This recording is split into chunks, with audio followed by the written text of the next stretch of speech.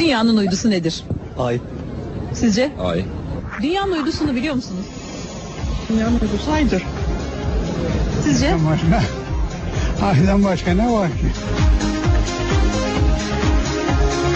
Bugünkü sorumuzla ta ilkokul yıllarına gideceğiz. Bakalım öğretmenini kim daha iyi dinlemiş? Sokak konuşuyor da bugün dünyanın uydusunu ve güneşin mi dünyanın etrafında yoksa dünyanın mı güneşin etrafında döndüğünü soracağız size.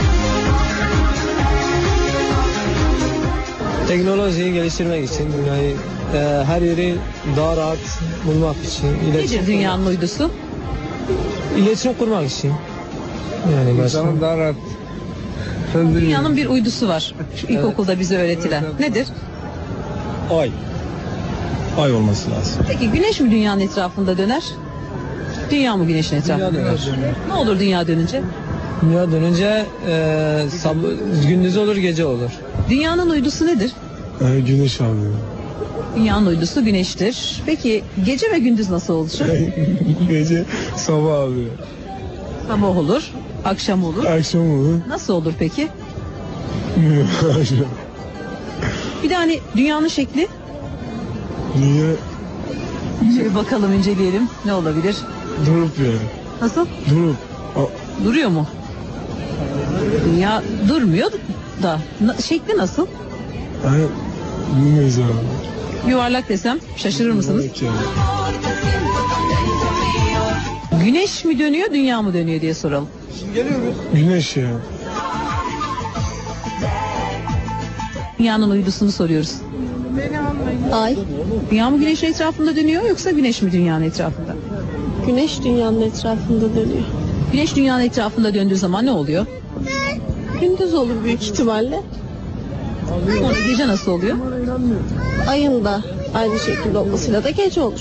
Yukarıda. Yukarıda ne var? Uydu var. Evet. Nedir dünyanın Türksat uydusu? mı? Türksat'ı mı soruyorsunuz?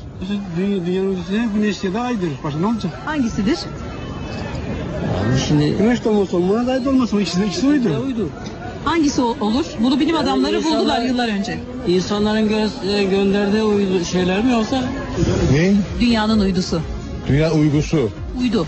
Uydusu, dünya uydusu. Güzel soru. Ne diyeyim ben şimdi dünya uydusu? Evet. Ne diyelim ki? Arkadaşlarınıza da soracağız. Dünyanın uydusu ne demek diye soruyor.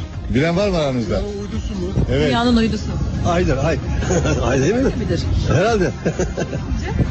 Bilemeyeceğim. Şöyle gökyüzüne bakalım, görürüz belki. Dünyanın uydusu. Gezegenler işte. Dünyanın uydusu. Ay. Sizce? Nedir dünyanın uydusu? Evet, şimdi sorumuza cevap almak için oğlunuzu mu arıyoruz? Evet. Bakalım ne diyecek? Dünyanın uydusu nedir? Alo Emre, biz şu anda İstanbul'da şeydeyiz de canlı yayındayız da dünyanın uydusu. Bakalım Emre bilecek Ay. mi? Ay, Emin mi? emin misin diyor. Son kararım. Tamam mı? Dünyanın uydusu nedir? Dünyanın uydusu. Vallahi bilmiyorum. O zaman daha basit bir soru soralım. Dünyanın şekli? Yuvarlak. Dünya mı güneşin etrafında döner? Güneş mi dünyanın etrafında?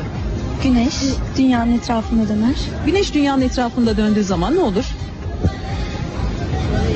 Bilmiyorum. Biliyor musunuz? Bilmiyorum. Bir değişim olur, bir zincirleme olur.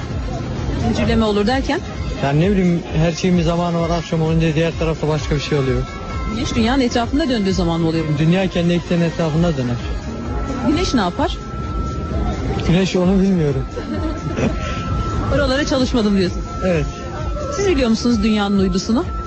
Nasıl yani? Dünyanın uydusu nedir? Uydusu. Bilmiyorum. Gezegen. Dünyanın uydusu mu? Hangi gezegen? Vallahi bilmiyorum ki. Hangi gezegen olduğunu bilmiyorum ama gezegen olduğunu tahmin ediyorum.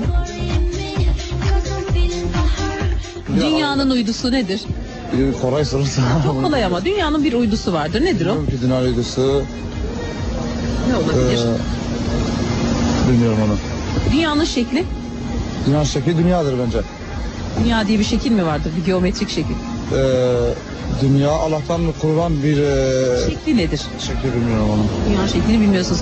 Peki gece ve gündüzü nasıl oluştuğunu biliyor musunuz? Gece ve gündüz sabahleyin güneş çıkıyor Allah tarafından, akşam da Allah tarafından akşam oluyor.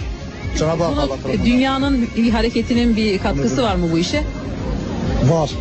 Ne Bence. yapıyor dünya? Dünya kendini bazen güneş doğarken sabaha veriyor, bazen de akşam olunca güneş diğer taraflara gidiyor, akşam oluyor.